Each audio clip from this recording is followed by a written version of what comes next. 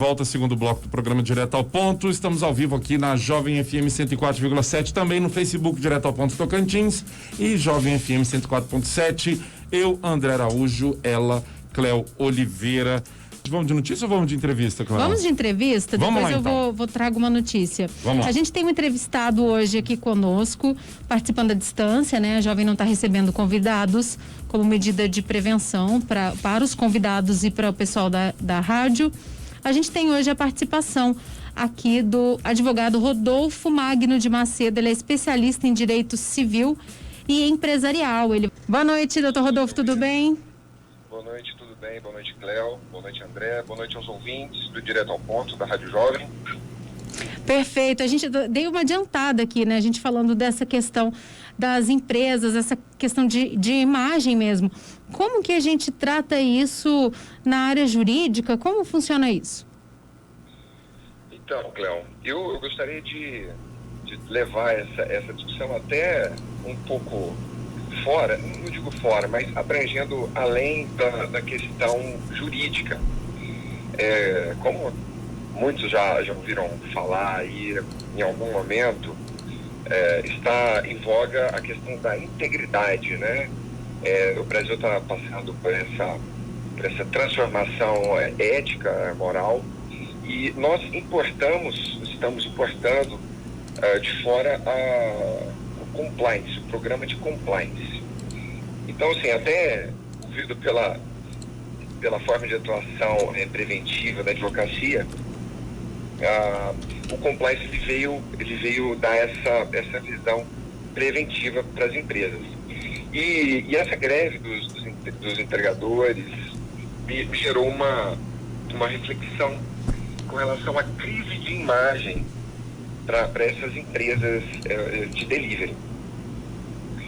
Então, com o início dessa pandemia, né, os restaurantes se uniram aos deliveries para poder continuar expondo a sua marca e também, isso foi muito bom para o consumidor, que começou a receber os seus produtos, a sua refeição no conforto da sua casa. Mas veio essa greve aí com inúmeras reclamações, né, reivindicações. E a maioria, eu acredito, não vi todas, mas a maioria válida, né? Com certeza, com certeza. E isso até me incentivou a escrever a respeito, porque o compliance tem tudo a ver com o resguardo da reputação, da imagem da empresa. Eu pergunto, será que alguma dessas empresas sabia, ou melhor dizendo, se preocupou em saber dessas reivindicações? Olha, com políticas implementadas nessas empresas de bem-estar do colaborador, assim eu notei, poderia toda essa confusão, toda essa crise de imagem poderia ter sido evitada. Será que essas empresas se preocuparam em chegar nos seus colaboradores, nos seus parceiros, nos seus entregadores, perdão, e questionaram, olha, me dá um feedback, como que eu posso melhorar a sua condição de trabalho? A questão da higiene está sendo atendida? Você está recebendo suporte, está tendo máscaras, orientação principalmente, o uso de álcool gel, o distanciamento das pessoas, dos consumidores que vão receber a comida e tal. Isso é o mínimo, né? Fora a questão da remuneração e própria condição. Por exemplo, o seguro de vida que eles reivindicaram aí nessa pauta, né? Então, eu olhei sobre esse aspecto. Talvez tudo isso poderia ter evitado se tivesse uma sensibilidade ali do lado das empresas com relação ao seu parceiro. Sim, agora contribui para o crescimento da empresa. Doutor, agora uma dúvida, assim, falando como o funcionário, né? Às vezes a empresa, como é uma tendência de mercado ou de imagem mesmo, dizer que existe essa preocupação, essa gestão de pessoas, né?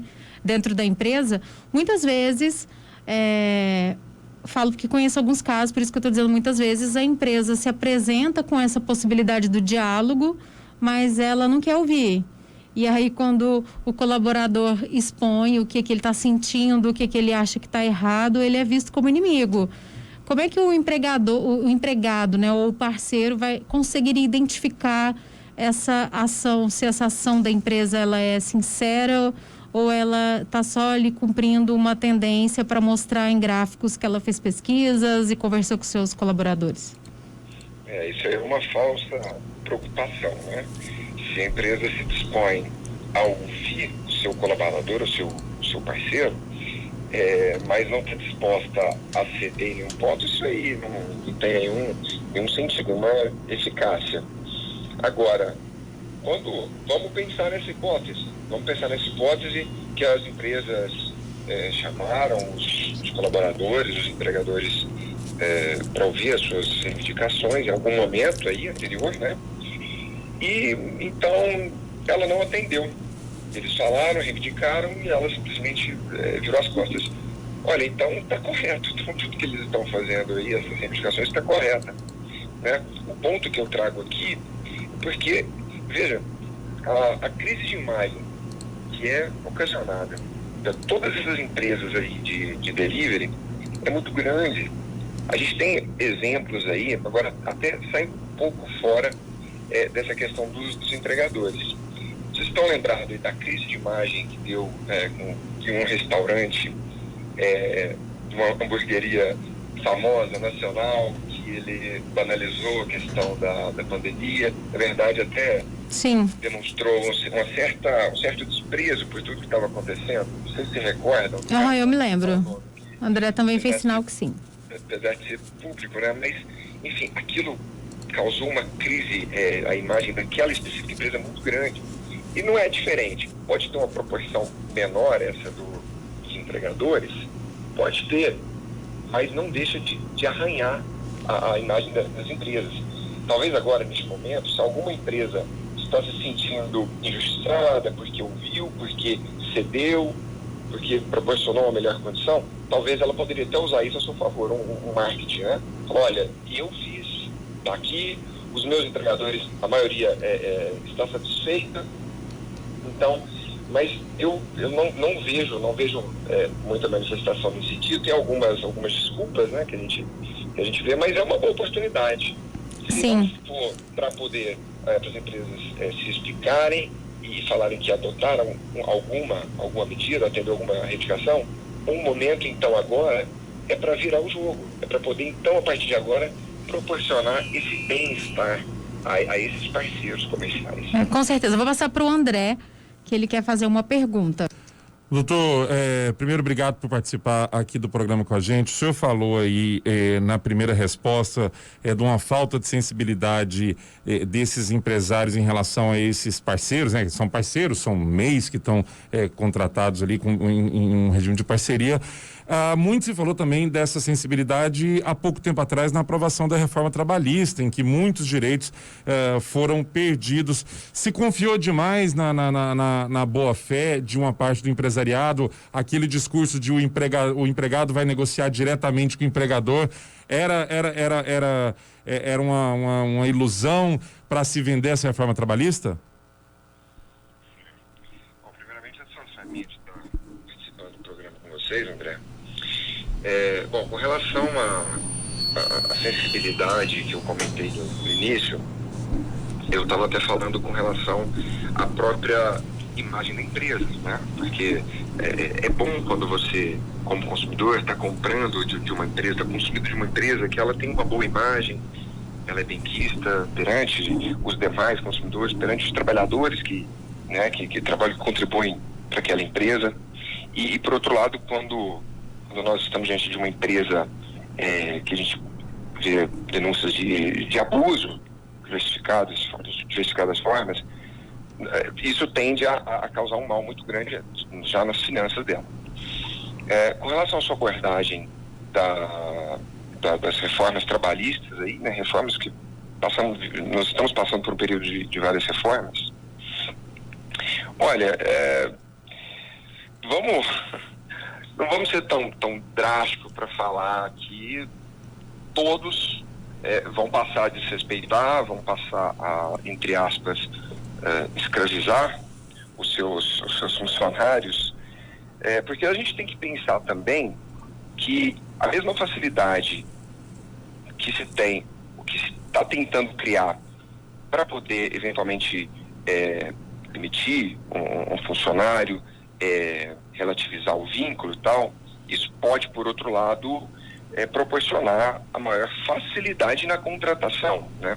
Então a gente pode passar por um período aí um pouco conturbado, a gente pode passar por um período de falta de sensibilidade mesmo, conforme já falamos, mas para isso existem as lutas classistas. Muitos citam os Estados Unidos como exemplo, que lá a liberdade é tamanha que propiciou a economia dele chegar onde chegou. Lá é muito fácil você despedir alguém, lá não tem essa questão do vínculo tão protegido como temos aqui. Por outro lado, lá se contrata também muito facilmente, tanto que os brasileiros vão para lá, né? Ou melhor, o mundo inteiro se muda para os Estados Unidos com certa frequência. Por outro lado, eles têm as lutas deles lá. A população dos Estados Unidos norte-americanos não são passivos, né, perante a liberdade nessa contratação. É liberdade de um lado e liberdade de outro também. Nós temos aqui, eu acredito que, conscientizar. Como eu falei, a questão da integridade é muito importante. As empresas precisam passar por uma remodelagem estrutural, de governança toda, para poder se adaptar a essa nova realidade. Nós estamos querendo caminhar para um outro local. Nós estamos perdendo talvez oportunidades de desenvolvimento maior há alguns anos. E acredito que o momento é ótimo para isso. Só que, claro, permanecemos vigilantes. Abusos não podem ser mantidos, não podem ser praticados. Se forem praticados, eles têm que ser encerrados. Não podem ser tolerados também, né? Não podem ser tolerados. Rodolfo, a gente agradece demais sua participação aqui no programa desta noite. Cléo, você quer concluir por aí? Um papo muito interessante, pena que a gente não tem muito tempo, né, para falar disso aqui nesse bloco, mas muito obrigada pela participação, doutor. A gente continua aqui no Direto ao Ponto falando de notícias. Esse tema realmente eu gosto, acho interessante, porque muitas empresas investem nisso depois, né,